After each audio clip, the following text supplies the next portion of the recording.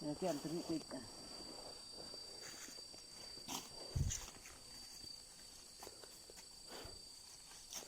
ตัวสองตัวนี้สั่ง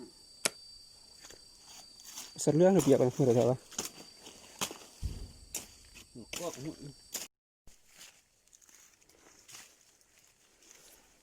โอ้โหน้ำโคตรน้อยเลย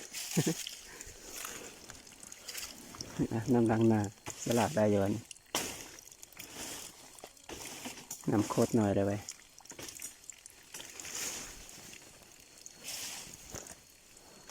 ทางนะฮะ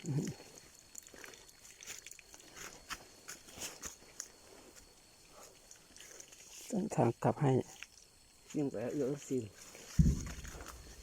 อันนี้ทางไปหากินนะฮะโคตรหกเลยทาง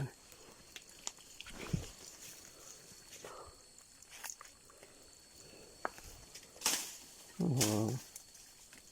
พอเม็ดกับตักนกเลยนี่ตักนกตักจับนกอย่างเงี้ย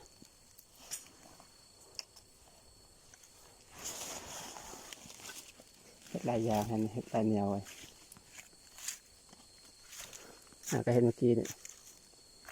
แล้วก็ยางลม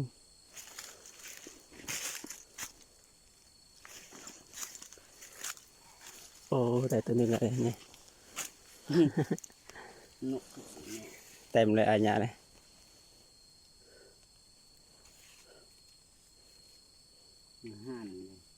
ยังไม่ประบันก็วางเลยยอง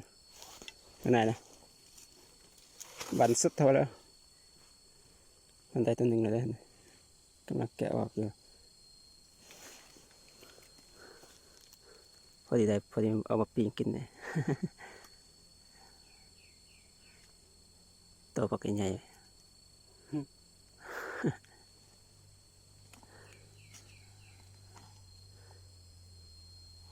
เอากระสองอันเกี่ยวยองสองลูก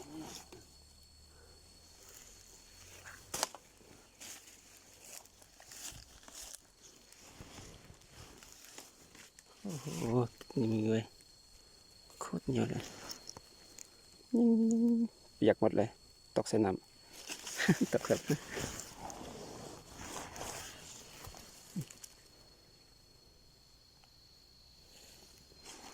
จับยัง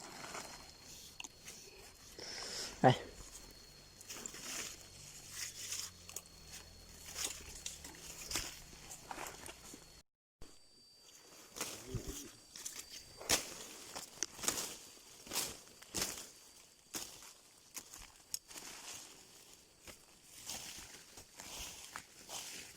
ไปใส่ละกอกนี่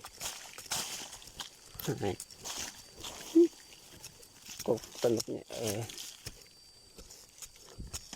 นี่ใบละ7 ตัวมันละ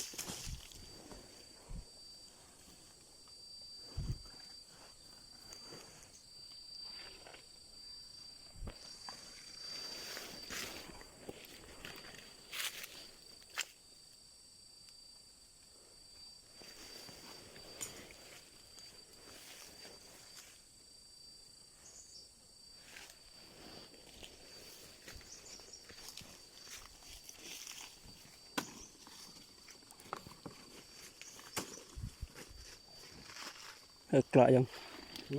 เกลาะจะอีกตัวละเกลาะตับ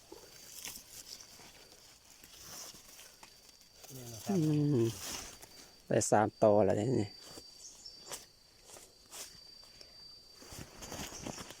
เป็นว่าเกลาะ